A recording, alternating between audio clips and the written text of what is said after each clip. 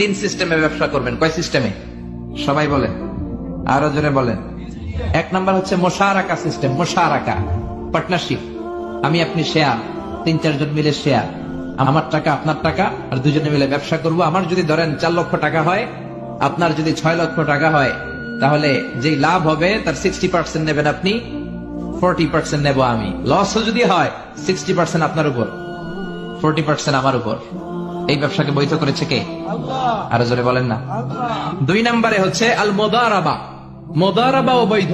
মুদারাবা মানে হচ্ছে আপনার টাকা আমার শ্রম। আল্লাহ আমার কোনো টাকা দেয় না, আমি মিসকিন, আমি ফকির, আমি দেব শ্রম, আপনি দিবেন টাকা।